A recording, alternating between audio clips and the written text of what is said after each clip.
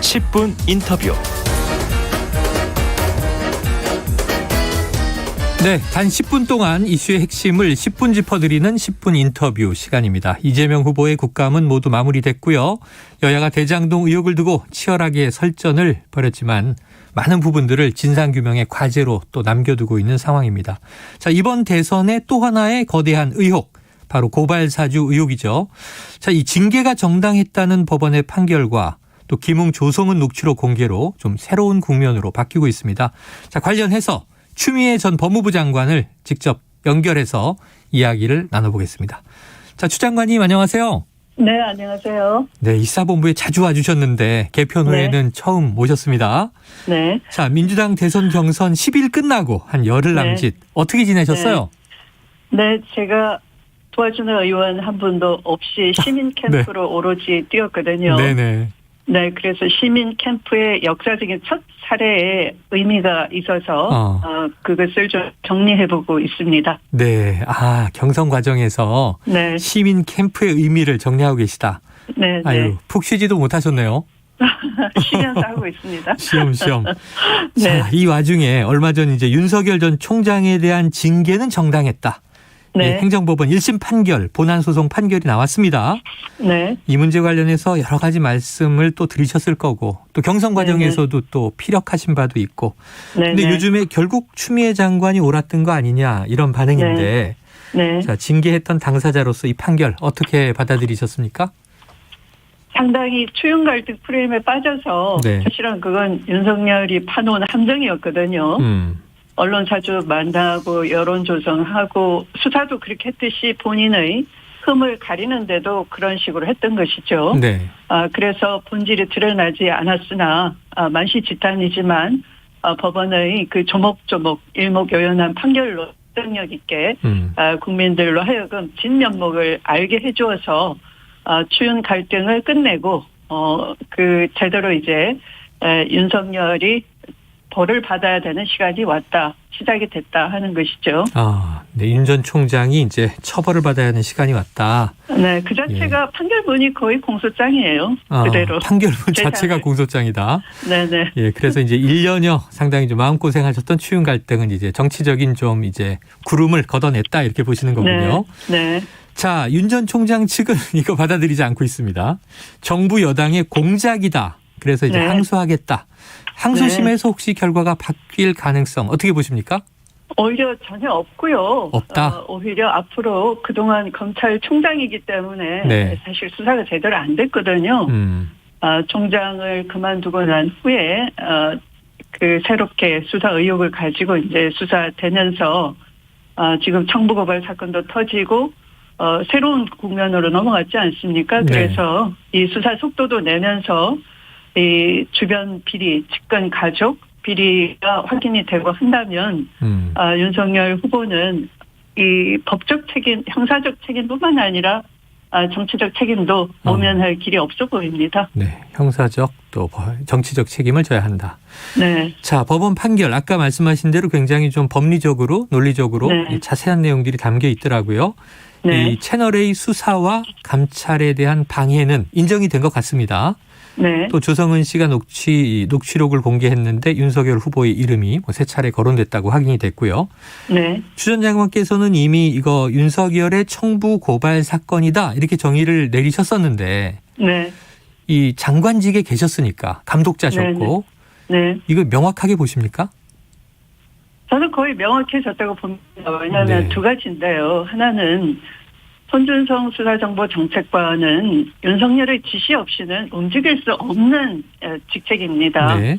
네, 그래서 지시 없이 움직일 수 없는 손발이 움직였다는 것은 그 위에 기획자, 지시자가 윤석열 아니고는 설명이 안 되는 것이죠. 또 한 가지는 범죄로 인한 이득의 주체가 바로 윤석열 후보자였던 것이죠. 그 고발장에 바로 윤석열 본인과 그의 저 김건희, 장모 최은순 그리고 최측근 한동훈의 명예가 훼손됐다라는 그 거짓으로 가득 찬 고발장이 있는 것이죠. 네, 그래서 이 두 가지 측면에서는 결국 윤석열 총장이 관여됐다. 그래서 수사를 지금 받아야 된다. 강력하게 촉구하고 있죠, 저는. 예, 뭐 장관님 말씀 이제 이해가 되는데 네. 자, 윤석열 전 검찰총장의 이름이 이제 녹취에 3차례 등장한다. 그런데 이제 윤 전 네. 총장이 고발을 지시했다는 또 직접적인 표현은 없어요. 네. 고발장 전달자로 지목된 손준성 검사의 이름도 거론되지 않고 네. 저희, 우리 이렇게 돼 있다 보니까 네. 제가 어제까지 오늘까지도 추론이 많은데요. 네. 자, 이 정도로 고발 사주 의혹이 규명될 것인가? 아까 말씀하셨던 이제 관여에 대한 확신, 개입에 대한 네. 확신, 좀 네. 어떻게 앞으로 이게 확인이 될 수 있을까요? 우선 정황적으로 아까 두 가지 도구가 지시 없이 움직이지 않는다는 점, 네네. 또 범죄로 인한 이득의 주체가 윤석열 총장이라는 점에다가 1년 전에 여러 가지 기사를 보시면 네. 총선 전후를 해서 윤석열 총장이 프레임 전환을 직접 시도를 하는 것이 보입니다. 네, 채널A 사건은 검찰과 채널A 기자 그리고 유착으로 네. 회유 협박을 한 사건인데요. 그것이 이제 들통나니까 그것을 국면 전환을 하기 위해서 정부와 언론, 네네. 뭐 MBC 같은 검언 그런 유착을 권언 유착이다 이렇게 권한 바꾸죠. 유착으로 네. 전환을 하는데 그게 총선 직전에 중앙일보 보도를 보시면 네. 그것이 정언 유착이다. 권언 유착의 다른 이름으로 네네. 정언 유착으로 비화될 것이다라고 하고 윤 총장이 대단히 화를 내고 그런 것들이 네. 막 묘사가 돼 있어요. 그러면 본인이 이것을 지시하거나 하지 않았다면 그렇게 엄청나게 화를 낼 이유도 없는 거거든요. 네. 그 화를 낸 부분은 어떤 부분이냐 하면 왜 MBC에 대해서는 이 영장 청구를 하지 않았느냐 네. 그런 것들이에요. 그러니까 아마 그 당시에 MBC는 제보자의 제보가 신빙성 있다고 보고 네. 보도를 한 측인데 어떻게 검찰의 압수수색 대상이 되겠습니까? 네네. 언론 단합이죠. 그거야말로. 그런데 실제는 영장 청구가 됐는데 법원에 의해서 기각이 됐어요. 그 당시 수사팀이 윤석열의 의도를 심기를 파악하고 어쩔 수 없이 청구를 했으나 법원에 의해서 말이 안 된다 해서 기각된 게 아닌가 네. 이렇게 보이거든요. 그래서 그 당시의 정황을 보면 윤 총장의 그런 감찰의 집요한 방해, 감찰 개시만으로 감찰이 시작이 되는 건데 그것을 기어코 못하게 하고 또 인권부로 보내고 한 이런 것들의 동기가 결국은 본인이 기획했거나 승인했거나 묵인했거나 이 관여했다는 것에 대한 방어적인 자세 아니었느냐 하는 거죠. 네. 그래요. 네.